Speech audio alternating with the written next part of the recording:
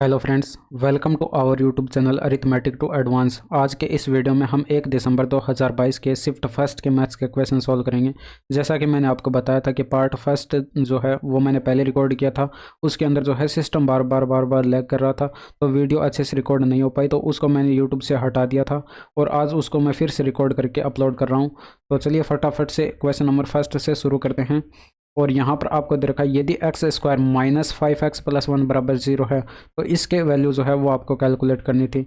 यहाँ से इसको सोल्व करते तो ये आपके पास ऊपर x की पावर 4 कॉमन आ जाता, यानी कि एक्स स्क्वायर प्लस 1 बच गया और ये प्लस के अंदर एक्स स्क्वायर प्लस 1 पहले से है और ये बट्टे के अंदर क्या है 5x का क्यूब है और ये बराबर कितना आ जाता, ऊपर एक्स स्क्वायर प्लस का 1 दोनों जगह से कॉमन आ रहा है और ये यहाँ पर ब्रैकेट के अंदर अब यहाँ पर क्या बचेगा, एक्स स्क्वायर बचेगा, एक्स की पावर 4 बचेगा और प्लस के अंदर 1 बचेगा और बट्टे के अंदर 5x का क्यूब। अब यहाँ से आप देखेंगे कि एक्स स्क्वायर प्लस 1 कितना आ रहा है, एक्स स्क्वायर प्लस 1 बराबर 5x आ रहा है। तो यहाँ पर ये जो एक्स स्क्वायर प्लस 1 है यहाँ पर 5x रख सकते हैं इसकी जगह 5x जैसे ही रखेंगे तो ये x से ये आपके पास घात कटेगी, यानी कि 2 बच गई यहाँ पर पावर, 5 से ये 5 कट गया, तो ये ओवरऑल कितना बचा, x की पावर 4 बचा, प्लस का 1 बचा और बट्टे में एक्स स्क्वायर बचा। तो हमें यहाँ पर x की पावर 4 की वैल्यू चाहिए होगी। यहाँ से एक्स स्क्वायर कैलकुलेट करेंगे तो ये 5x आया, माइनस का 1 आया, दोनों साइड स्क्वायर कर दीजिए, एक्स की पावर 4 25x स्क्वायर प्लस का 1 माइनस का 10x आएगा। ये वैल्यूज़ यहाँ पर पुट कर दीजिए, यानी कि आपके पास कितना आ जाएगा, एक्स की पावर 4 की जगह रखेंगे तो ये 25x स्क्वायर और ये प्लस का 1 माइनस का 10x और ये प्लस का 1 पहले से था, बटे में ये आपके पास x का स्क्वायर और ये बराबर 25x स्क्वायर ऊपर है, ये 1 और ये 1 क्या हो जाएगा 2 हो जाएगा यहाँ पर, और माइनस का 2 मैंने कॉमन ले लिया तो ये 5x बचेगा यहाँ पर और ये यहाँ पर प्लस का 2 हो रहा था, यानी कि यहाँ पर ये माइनस का 1 बचेगा बटे में एक्स स्क्वायर। अब यहाँ पर आप देख सकते हैं कि ये आपके पास कितना आया था 5x माइनस का 1, यानी कि ये बराबर आया था एक्स स्क्वायर के, तो यहाँ पर इसकी जगह हम एक्स स्क्वायर रख सकते हैं। जैसे इसकी जगह एक्स स्क्वायर रखेंगे तो ये माइनस का 2x स्क्वायर हो जाएगा, ऊपर बचेगा 23 का एक्स स्क्वायर और ये बटे में एक्स स्क्वायर से एक्स स्क्वायर कट जाएगा, तो ये आपके पास 23 जो है आंसर आ जाता। जब रुपए 2500 प्रति वर्ष साधारण ब्याज की दी गई दर पर 8 वर्षों के लिए निवेश किए जाते हैं तो परिपक्वता पर 3725 की राशि प्राप्त होती है। तो प्रति वर्ष भुगतान किए जाने वाले साधारण ब्याज की दर यानी कि रेट ऑफ इंटरेस्ट कैलकुलेट करनी थी। तो ये आपको यहाँ पर प्रिंसिपल दे रखा था, ये अमाउंट दे रखा था। तो सिंपल इंटरेस्ट यानी कि ब्याज कैलकुलेट करते हैं तो अमाउंट में से प्रिंसिपल को घटा देते हैं। इन दोनों का यहाँ पर डिफरेंस देखिए 500 और 725 यानी कि 1225 का आपको यहाँ पर डिफरेंस दिखाई पड़ रहा है, तो ये आपके पास ब्याज आ जाता। अब आपको कैलकुलेशन ये करनी थी, यहाँ पर ये 2500 की राशि थी, रेट ऑफ इंटरेस्ट आर मान लेते, 8 वर्ष का टाइम था, डिवाइड करते 100 से, ब्याज आता है ये 1225 का। तो यहाँ से सॉल्व करते 2 0 से 2 0, 2500 के 100, 25 नमा 225, आर बराबर 49 बटे 8, यानी कि 8 छः 48 और पॉइंट 8 एकम 8, 8 दूनी का 16, 8 पंजे 40, यानी कि आपके पास इतना आंसर आ जाता। नेक्स्ट देखिए, पी और क्यू एक परियोजना को क्रमशः 15 दिनों और 10 दिनों में पूरा कर सकते हैं। उन्होंने एक साथ काम शुरू किया लेकिन 2 दिनों के बाद क्यू को छोड़ना पड़ा और पी ने अकेले शेष काम पूरा किया, तो पूरा काम कितने दिन में पूरा हुआ। तो यहाँ पर ये पी जो है 15 दिन में काम कंप्लीट करता है, क्यू यहाँ पर 10 दिन में। दोनों कैल्शियम लेते 30, 2 यूनिट इसकी क्षमता, 3 यूनिट इसकी क्षमता। तो यहाँ पर ये पी और क्यू मिलकर 2 दिन तक एक साथ काम करते हैं, बाद में क्यू काम को छोड़कर चला जाता है। शेष काम जो है पी ने मान लीजिए 30 समय तक कर लिया, तो यहाँ पर ये बराबर टोटल वर्क क्या होगा 30। तो यहाँ से आप टी की वैल्यू कैलकुलेट कर लेते हैं। टी की क्षमता यहाँ पर 2 यूनिट थी, इसकी 3 यूनिट, इसकी 2 यूनिट, तो 2t की वैल्यू कितनी आती, ये 5 दूनी का 10 होता है, इधर आप माइनस कर देते 20 बचता, टी बराबर 10। तो टी बराबर 10 आ गया, 2 दिन पहले काम, यानी कि नंबर ऑफ टोटल डेज कितने हो जाएंगे, यानी कि 10 प्लस का 2, यानी कि 12 आपके पास करेक्ट आंसर आता। नेक्स्ट देखिए, 27 पारियों के लिए किसी क्रिकेट खिलाड़ी का बल्लेबाजी औसत 47 रन है। एक पारी में उसका उच्चतम स्कोर उसके निम्नतम स्कोर से 157 रन अधिक है। यदि 2 पारियां हटा दी जाए तो शेष 25 पारियों का औसत स्कोर 42 रन है। एक पारी में उसका उच्चतम स्कोर कैलकुलेट करना था। तो जिस पारी में उसका यहाँ पर उच्चतम स्कोर है वह मिनिमम स्कोर से कितना अधिक है, 157 रन अधिक है। ये क्वेश्चन में बोल रखा था। यहाँ से I maximum minus I minimum कितना आ जाता, ये 157 आ जाता। अब ये चीज़ मैं डायरेक्ट भी लिख सकता था, बट यहाँ पर किसी को चीज़ें समझ में नहीं आती, तो यहाँ पर ये आपके पास जो है ये दूसरी इक्वेशंस क्या आ जाती है, यानी कि दूसरी इक्वेशंस यहाँ से आपको ये 2 पारियाँ हटा दी जाती है, तो ये 25 पारियों का औसत कितना हो जाता है, ये यानी कि दोनों पारियों का योग आपके पास आ जाता है। यहाँ पर मिनिमम स्कोर और मैक्सिमम स्कोर का यहाँ पर आपके पास जो है सम कितना आ जाता, ये देखिए 27 पारियों का टोटल रन कितना हो जाएगा, 47 एवरेज था, तो 27 इंटू में 47 आपके पास ये टोटल हो जाएगा। इसमें से माइनस करते, 25 पारियों का कितना था, 42 था, तो 25 इंटू में 42 इसमें से माइनस कर देते, यानी कि इन दोनों का सम आपके पास आ जाता, जो हटाई गई थी पारियाँ उनका सम आ जाता था। यानी कि 27 189 का 9 हासिल आती 18, और 2700 के 108 और 18 126 हो जाएगा। माइनस करते 25 दूनी 50, 5 हासिल, 100 और 105 ये हो जाता। माइनस करते तो ये 219 यहाँ पर बच रहा है। आई मैक्सिमम प्लस आई मिनिमम कितना आ जाता, ये आ जाता। ये इक्वेशन सेकंड आ जाती, और ये जो आई थी ये इक्वेशन फर्स्ट आई थी। दोनों को सॉल्व कर लेते हैं, यानी कि इसके नीचे लिख लीजिए उसको। I maximum plus I minimum equal to 219 आया था। तो इन दोनों को सॉल्व करते तो यहाँ पर देखिए, ये आपको उच्चतम स्कोर कैलकुलेट करना था, तो यहाँ पर ये मिनिमम से मिनिमम कट जाता। 2i मैक्सिमम कितना आता, ये आपके पास 9 7 16 का 6 हासिल 1 6 1 7 2 1 376 आता। आई मैक्सिमम इक्वल टू 2 का भाग दे देते, यानी कि 2 1 कम 2, 8 दूनी का 16, 8 दूनी का 16, 188 जो है वो आपके पास करेक्ट आंसर आता। या 30% की छूट या 25% और 5% की दो क्रमिक छूटों के बीच निर्णय नहीं ले पा रही थी। दोनों को 3840 की खरीदारी पर दिया जा रहा था। दोनों छूटों में अंतर क्या है, तो यहाँ पर ये कैलकुलेशन आपको इतनी करनी थी बस। यहाँ पर ये 30% था ये, ठीक है, और ये 25% और ये 5% था। इनका एकल छूट कैलकुलेट कर लेते, 25 इंटू में 5 डिवाइड करते हैं 100 से, और इसमें से माइनस कर देते, यानी कि इसमें से माइनस करते तो आपके पास यहाँ पर देखिए 30 से ये 30 कट जाता। ये चीज़ें आपको यहाँ पर डायरेक्ट भी दिखाई पड़ रही थी, इन दोनों का सम 30, यानी कि 30 से 30 कट जाता, बचता ये। तो ये चीज़ें इतनी आपको माइंड के अंदर ही कैलकुलेशन कर लेनी थी, यानी कि ये माइनस माइनस प्लस हो जाता। और ये 2500 के 100 5/4% बचा। 5/4% कैलकुलेट करेंगे तो बट्टे में 100 आएगा। परसेंट किसका कैलकुलेट करेंगे, 3840 का। 3840 का 0 से 0 कट गया, बटे में 40 आ रहा है, यानी कि इससे काटते 8 आता। 8 का इसमें भाग लगाना था, 800 के 32, 8 अट्ठे 64, 48 रुपये जो है वो आपके पास करेक्ट आंसर आता। नेक्स्ट देखिए, निम्न तालिका 3 दिनों के दौरान 3 प्रिंटरों द्वारा मुद्रित पृष्ठों की संख्या दर्शाती। तो 3 दिनों के दौरान प्रिंटर Z द्वारा मुद्रित पृष्ठों की औसत संख्या कितनी थी, तो यहाँ पर इन सभी का टोटल कर लेते और 3 का भाग लगा देते। 8 आता, 8 आता और 5 आता, इसमें 3 का भाग लगाते, 3 1 कम 3, 9 त्रिका 27 और 6 त्रिका 18, 196 आपके पास करेक्ट आंसर था। ऊपर a cube plus b cube का यहाँ पर फॉर्मूला लगाते तो ऊपर 17 + 7 आता, और इंटू में 17 का स्क्वायर आता प्लस 7 का स्क्वायर आता।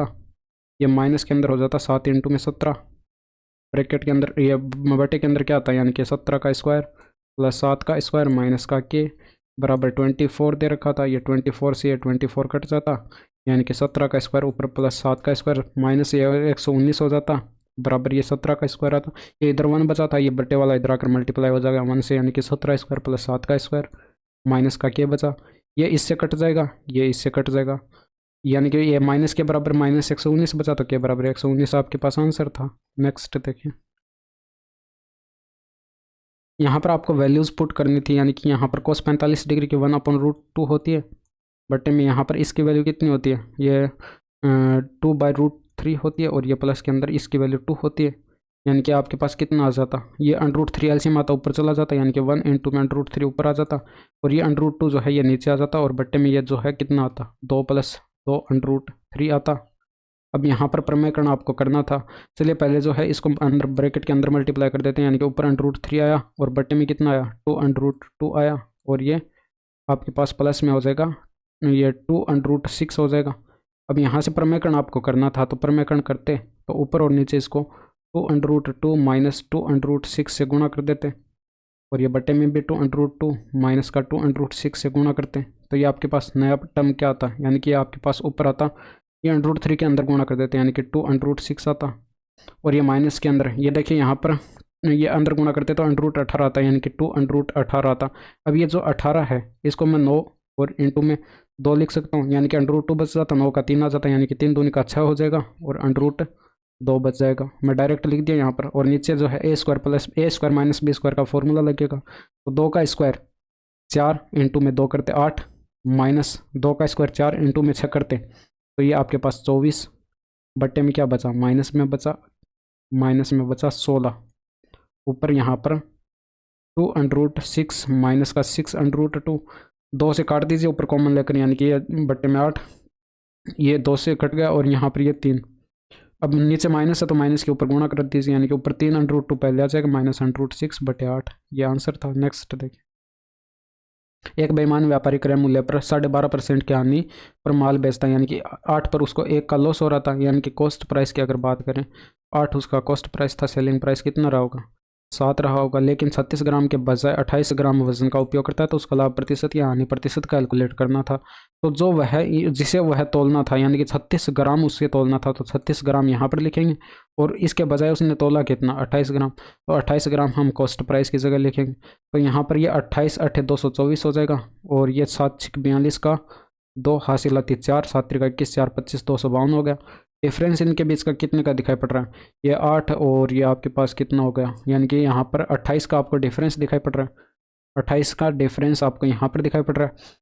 तो 28 की वृद्धि हुई, यानी कि 28 से अधिक में बेचा गया कितने पर, 224 पर गुणा करते 100 से, तो प्रॉफिट परसेंटेज आ जाता है। ये 8 बार कटता और 1/8 की परसेंटेज वैल्यू 12.5% होती है, यानी कि 12.5% का उसे लाभ होता। नेक्स्ट देखिए, नीचे दी गई तालिका 5 फैक्ट्रियों द्वारा उत्पादन की चम्मचों की संख्या को दर्शाती है। तो पी द्वारा निर्मित चम्मच की संख्या का आर द्वारा निर्मित चम्मच की संख्या से अनुपात क्या है। तो पी का आर के साथ रेशियो कैलकुलेट करना था। 100 का 150 के साथ कैलकुलेट करते तो 25, यहाँ पर देखिए 100 का 1 सेकेंड, पी का आर के साथ कैलकुलेट करना था, तो ये 100 और 150, तो ये 0 से 0 कट जाता, 5 दूनी का 10, 5 3 का 15, 2:3 आ जाता। नेक्स्ट देखें, यहाँ से ये देखिए 4 से, तो ये 4 कट, ये 40 कट जाता 10 बार।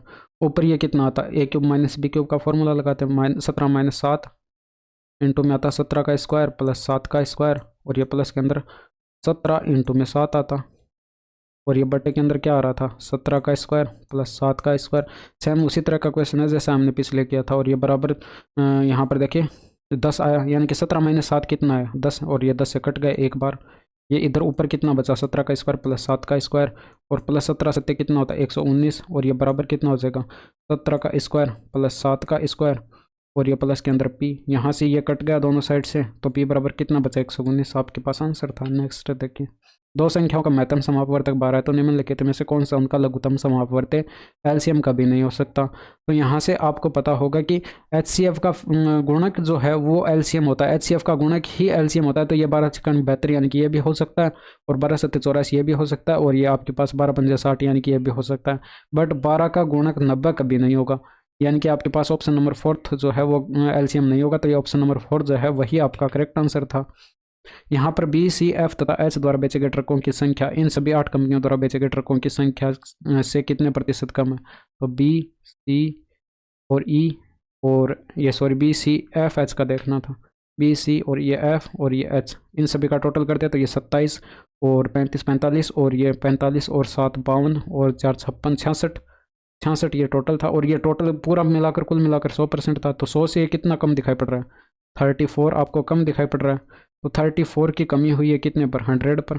गुणा कर देते हैं 100 से, तो ये आपके पास परसेंटेज भी कितना आ जाता है, 34%। नेक्स्ट देखें, 1500 मीटर की दौड़ में अनिल ने बकुल को 150 मीटर से हराया। उसी दौड़ में बकुल ने चार्ल्स को 75 मीटर से हराया। अनिल चार्ल्स को कितनी दूरी से हराएगा। तो अनिल ने बकुल को हराया, तो अनिल अगर 1500 दौड़ा होगा तो ये 150 मीटर कम दौड़ा होगा, यानी कि 1350 ये दौड़ा होगा।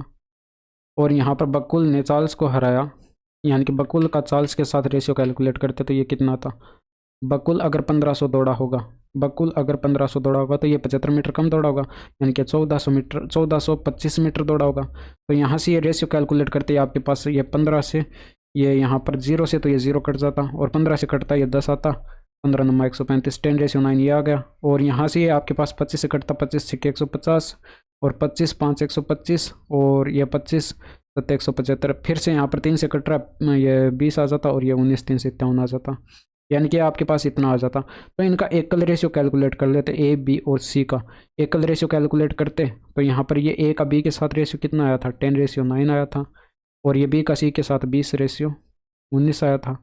यानी कि यहाँ पर इन तीनों का एक साथ अगर कैलकुलेट करते, तो यहाँ पर इसके सामने आप क्या करते, ये जो 9 आया है इसके सामने 9 लिखते, 20 आया इसके सामने 20 लिखते, मल्टीप्लाई कर देते, ये 200 आ जाता, ये 180 आ जाता, और ये 171 आ जाता, 171। तो यहाँ पर 200 यूनिट। अब यहाँ पर पूछा यह गया था कि अनिल चार्ल्स को कितने मीटर से हराएगा। तो अनिल जो है अगर 1500 मीटर दौड़ा है, तो यानी कि 200 यूनिट की वैल्यू 1500 दी गई है, तो 171 यूनिट की वैल्यू कितनी हो जाएगी, यानी कि यहाँ से 171 यूनिट की वैल्यू कैलकुलेट करते, तो 171 इंटू में 15 करते, ये सॉरी 1500 और बटे 200 करते, तो ये 2 0 से तो 2 0 कट जाता। ऊपर आता ये 15 का 5 आता, हासिल आती एक 15 से 105 और 106 10 आती, ये 25 हो जाता और ये बट्टे में 2 का भाग लगाते तो ये आपके पास कितना आता बराबर में 2 एकम 2 और 2 दूआ 4, 8 दूनी का 16, 2 दूनी का 4, 0.5 आगे जीरो लगा सकते हैं, कोई फर्क नहीं पड़ेगा। तो यहाँ पर देखिए 1282.50 आया, यानी कि अनिल अगर 1500 दौड़ता है तो ये यहाँ पर 1282.50 मीटर दौड़ता है। तो यहाँ पर इन दोनों का डिफरेंस कैलकुलेट कर लेते, 1500 में से ये घटा देते 1282.50, यानी कि कितना बचता, यानी कि ये आपके पास है 18 और 218 तो ये बचा, और 218 में से 0.50 और घटा देते तो 217.50 बचता। तो कैलकुलेशन करनी थी। नेक्स्ट देखिए, एक आयत की लंबाई और चौड़ाई में क्रमशः 8% और 5% की वृद्धि की जाती है, तो आयत के क्षेत्रफल में कितने प्रतिशत की वृद्धि होगी। तो यहाँ पर देखिए 5% और 8% और 5% की क्रमिक वृद्धि की जाती है, तो ये आपके पास कितनी हो जाएगी, लगातार वृद्धि हो रही है, तो 8 + 5 प्लस करते 8 इंटू में 5 बट्टे कितना होता 100, तो ये आपके पास 13 आ जाता, और ये तो 0.4 आता, यानी कि 0.4 इसमें ऐड करते तो 13.4% आपके पास करेक्ट आंसर था। निम्नलिखित में से कौन सी संख्या का भाजक है, तो यहाँ पर ये 49। ये आपको एक फॉर्मूला यहाँ पर ध्यान में रखना था कि अगर a की पावर n माइनस बी की पावर n दे रखा हो तो ये हमेशा डिविजिबल होगा a माइनस बी से। तो यहाँ पर अगर मैं इसकी पावर 15 लिख लूँ तो यानी कि 49 - 1 से हमेशा डिविजिबल होगा, यानी 49 - 1 का मतलब 48। 48 ऑप्शन में नहीं दिया गया तो इसका यहाँ पर फैक्टर करते हैं, अगर गुणनखंड करते हैं तो 8 से 48, इसको ऐसे लिख सकते हैं। 8 आपका ऑप्शन में मिल रहा है, यानी कि 8 आपके पास करेक्ट आंसर हो जाता। एक समकोण त्रिभुज पी क्यू आर में क्यू पर समकोण है, भुजा पी आर ये दर के और क्यू आर दर के, पी क्यू ये दर के, और यदि अल्फा ये एंगल है पी है, तो यहाँ पर इसकी वैल्यू आपको कैलकुलेट करके बतानी थी। यहाँ से एक आप त्रिभुज बना लीजिए, समकोण त्रिभुज, यानी कि यहाँ पर ये क्यू एंगल जो है वो आपको समकोण पर दे रखा है, और ये पी हो गया, ये आर हो गया। पी आर आपको दे रखी है 17 इकाई, और ये आपको क्यू आर दे रखी है 8 इकाई, ये 15 इकाई दे रखी है, और ये एंगल दे रखा है अल्फा। यहाँ पर देखिए पी एंगल दे रखा था अल्फा, तो इसके सामने वाला ये लंब हो जाएगा, ये आधार हो जाएगा। तो इसकी वैल्यू कैलकुलेट करनी थी, तो साइन अल्फा मतलब लंब बटे कर्ण, यानी कि 8/17, और ये आधार बटे कर्ण होता है, यानी कि 15/17, और ये ऐड करते तो ये 23/17 आपके पास आंसर आ जाता। नेक्स्ट देखिए, दो वृत्तों की परिधि ये है तो उनकी त्रिज्याओं के मध्य अंतर कैलकुलेट करना था, तो 2πr - r1 करते, यानी कि आपके पास कैपिटल R - R, यानी कि त्रिज्याओं के बीच में डिफरेंस कितने का था, इनके बीच में डिफरेंस कितने का दिखाई पड़ रहा है 2 और 152, यानी कि 154 का डिफरेंस आपको यहाँ पर दिखाई पड़ रहा है। तो ये बराबर हो जाता है 154 के, 22 से कटता 22 × 7 = 154, और 7 × 7 = 49/2 आ जाता। r - बराबर 49/2, 49 का आधा करते तो ये आपको दिखाई पड़ रहा है 24.5, यानी कि 24.5 सेंटीमीटर आपके पास आ जाता। नेक्स्ट देखिए, ये आपको यहाँ पर विमाओं वाले शीशे के एक आयताकार ठोस दे रखा है, और इससे यहाँ पर 8.4 सेंटीमीटर व्यास के शीशे के कितने गोलाकार शॉट प्राप्त किए जा सकते हैं। तो मैंने मान लिया यहाँ पर n गोलाकार शॉट प्राप्त किए जा सकते हैं, और इन गोलों का आयतन कितना हो जाएगा 4/3 इंटू में पाई की वैल्यू 22/7 इंटू में r³ ये व्यास दे रखा, तो r कितना हो जाएगा 4.2, इसका आधा हो जाएगा, यानी कि यहाँ पर ये 4.2 इंटू में 4.2 इंटू में 4.2, क्योंकि r³ था, यह बराबर हो जाएगा इसके आयतन के, यानी कि घनाभ के आयतन के। ये l दे रखा है, ये b दे रखा है, ये h दे रखा है, LBH होता है यहाँ पर ये 88 इंटू में 63 इंटू में 42। तो यहाँ से इसको सॉल्व करते हैं तो ये आपके पास 22 चौके 88 हो रहा है, 88 से कट जाता, ये 7 × 21 हो रहा है, और यहाँ से अगर पॉइंट हटाते तो ये बट्टे में क्या हो रहा है 10 हो रहा है, यानी कि 7 × 21 ये हो रहा था, 21 दूनी 42 2 बार कट जाएगा। यहाँ से पॉइंट हटाते ये बट्टे में 10 आता, यहाँ से भी पॉइंट हटाते ये बट्टे में 10 आता, और 1 42 से तो ये 1 42 ये कट जाएगा, और ये 21 दूनी 42 होता है, और 21 3 63 होता है, ये 2 दूनी का 4 होगा, 4 से ये 100 कट जाएगा 25 बार। इधर कितना बचा n/250 बचा, और ये बराबर कितना बचा 3 के, तो n बराबर कितना आ जाएगा 750 आंसर आ जाएगा। नेक्स्ट देखिए, इनका मध्यानुपात कैलकुलेट करना तो सिंपल सा था, यानी कि √169 इंटू में √144, यानी कि 13 इंटू में 12 कर लेते, तो 12 13 दूनी 26 का 6, और ये 15 आ जाता है, यानी कि 156 आपके पास करेक्ट आंसर था। अब यहाँ पर देखिए दोनों वर्षों में पहली शाखा, अब ये शाखाएं दे रखी हैं दोनों वर्ष, ये 2018 और 2019 दे रखा, ब्लू वाला 2018 का और रेड वाला 2019 का।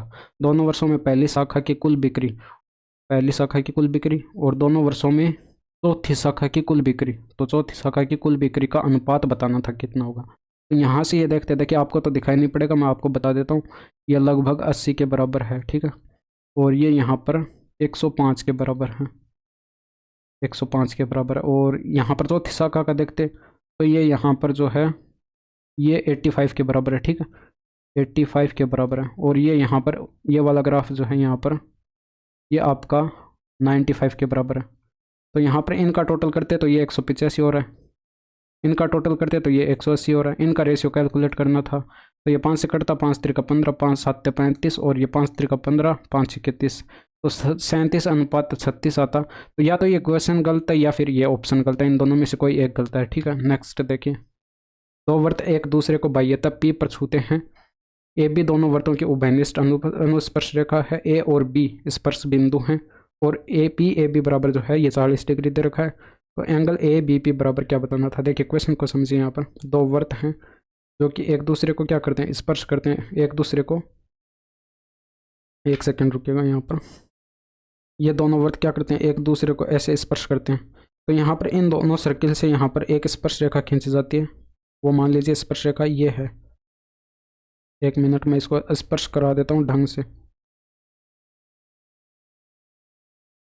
ठीक है, तो ये स्पर्श रेखा आपको दे रखी है और ये स्पर्श रेखा जो है यहाँ पर इसको स्पर्श करती है। ठीक है, ऐसे स्पर्श करती है ए और बी पर। ये यहाँ पर ए पर स्पर्श करती है और ये यहाँ पर बी पर स्पर्श करती है और ये दोनों सर्किल यहाँ पर बिंदु पी पर स्पर्श करते हैं। तो अगर मैं यहाँ पर इसको पी को ए से मिला दूँ, ये पी को ए से मिला दूँ, यहाँ पर पी को ए से मिला दूँ और इस पी को बी से मिला दूँ, यानी कि बी को पी से मिला देता हूँ। तो ये आपके पास ये जो बीच में पी पर एंगल बनता है, ये एंगल बनता है, ये 90 डिग्री का बनता है। ये आपको यहाँ पर ध्यान में रखना था। ये आपको एंगल एक दे रखा था पी ए बी, यानी कि ये वाला एंगल 40 डिग्री दे रखा था। ये 90 डिग्री, ये 40 डिग्री, तो ये बच गया कितना, 50 डिग्री, यानी कि 50 डिग्री आपके पास करेक्ट आंसर था। नेक्स्ट देखिए। एक वर्त की त्रिज्या 10 सेंटीमीटर है। इस वर्त के केंद्र पर जीवा ए बी द्वारा बनाया गया कोण 60 डिग्री है। तो इस जीवा की लंबाई आपको कैलकुलेट करके बतानी थी। यानी कि यहाँ से अगर मैं एक सर्किल बनाऊँ और इसका केंद्र ये हो गया और इसकी जीवा एक दे रखी थी, यानी कि इसके अंदर एक जीवा ए बी दे रखी थी। ये जीवा मान लीजिए ए बी है,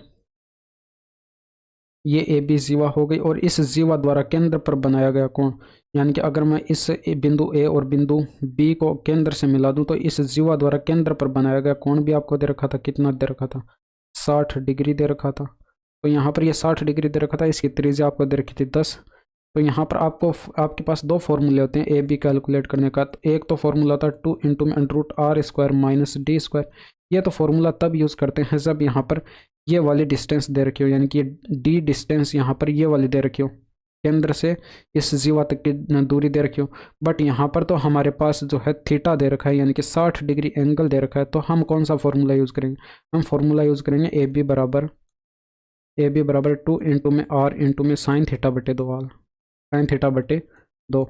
यहाँ पर वैल्यू पुट करेंगे, थीटा की वैल्यू 60 डिग्री थी, यानी कि 2 का भाग देंगे तो ये 30 डिग्री बच जाएगा। और यहाँ पर आर की वैल्यू 10 थी, यानी कि 2 इंटू में 10 इंटू में 35 डिग्री की वैल्यू 1/2, 2 से 2 कट गए, यानी कि अभी आपके पास 10 सेंटीमीटर आ जाता। नेक्स्ट देखिए। त्रिभुज ए बी सी में ए बी बराबर 12 सेंटीमीटर और ए सी बराबर 10 सेंटीमीटर और ये आपको 60 डिग्री दे रखा है एंगल ए पर। तो यहाँ पर भुजा बी सी की लंबाई कैलकुलेट करनी थी। तो जब भी ऐसा क्वेश्चन पूछा जाए, यानी कि ए दे रखा हो, बी दे रखा हो और सी आपको कैलकुलेट करना हो, तो आपको यहाँ पर एक थ्योरम ध्यान में रखनी है, यानी कि लॉ ऑफ कोसाइन, यानी कि यहाँ पर एक नियम आपको ध्यान में रखना है, लॉ ऑफ कोसाइन। ये नियम क्या कहता है, ये कहता है कि c² बराबर होगा a² प्लस b² माइनस के अंदर ए बी इंटू में आपके पास होता है कोस थीटा। ये फॉर्मूला होता है। इस फॉर्मूले को यहाँ पर हम यूज़ करेंगे। इस फॉर्मूले को यूज़ करेंगे तो यहाँ पर ये 12 दे रखा था, ये आपके पास 10 दे रखा था। तो यहाँ पर 12 का स्क्वायर 144 और ये प्लस के अंदर 100 और ये माइनस के अंदर ये आपके पास 2ab होता है, यहाँ पर फॉर्मूले के अंदर होता है, यहाँ पर 2ab माइनस का 2ab इंटू में कोस थीटा होता है। तो यहाँ पर ये करेंगे तो ये आपके पास कितना आ जाएगा, यानी कि 2 इंटू में ab, यानी कि a इंटू में b करेंगे तो ये 120 आएगा। और ये थीटा की वैल्यू कितनी दे रखी थी, 60 डिग्री दे रखी थी। तो कोस 60 डिग्री की वैल्यू 1/2 होती है। तो 2 से तो ये 2 कट जाता और ये -20 बचता है, ये 100 इसमें से चला जाता, तो -20 करते तो ये आपके पास 124 बचता, यानी कि डिफरेंस 124 के बराबर आया। तो c² बराबर 124 है, तो c बराबर कितना हो जाएगा, √124। अब आप एक बात बताइए, यहाँ पर आपके पास यहाँ पर अगर दिया हुआ हो √121 तो आप क्या लिखते हैं, 11। और अगर दिया हुआ हो √144 तो आप क्या लिखते हैं, 12। बट यहाँ पर क्या दे रखा है आपको, यहाँ पर दे रखा है कि √124 है, √124 है। तो यहाँ पर ये इन दोनों के बीच में, यानी कि इसके और इसके बीच में तो वैल्यू भी क्या आएगी, यानी कि ये 11 और 12 के बीच में आएगी। तो 11 और 12 के बीच में यानी कि 11 दशमलव करके कुछ आएगी वैल्यू आपके पास, और 11 दशमलव करके एक ही ऑप्शन दे रखा है। ऑप्शन नंबर 4 करेक्ट था। Ten square theta plus cos square theta minus एक स्क्वायर थीटा इंटू में कोस एक स्क्वायर थीटा का मान आपसे पूछा गया था। तो सिंपल सा था, थीटा बराबर 45 डिग्री रखते हैं, इसकी वैल्यू 1 प्लस ये भी 1 और ये माइनस के अंदर √2 होती है, इसका स्क्वायर करेंगे इंटू में इसकी वैल्यू भी √2 होती है तो इसका भी स्क्वायर कर देंगे। ये 1 + 1 कितना हो गया, 2 हो गया, -2 इंटू में 2 4 -4 में से प्लस का 2 घटाएंगे तो माइनस का 2 आंसर आता है। नेक्स्ट देखिए, तो इतने ही थे, यानी कि आपके पास 25 क्वेश्चंस थे। और आज ये जो है आपकी 2022 का लास्ट वीडियो था, यानी कि आज जो है ये 2022 की प्लेलिस्ट को ख़त्म कर दिया गया। और ये इस दौरान जो है मुझसे यहाँ पर कैलकुलेशन में अगर वगैरह कोई छोटी मोटी मिस्टेक्स हुई हो तो मैं माफ़ी चाहूँगा आप लोगों से। बाकी आज के लिए इतना ही। That's all for today. Thank you, धन्यवाद।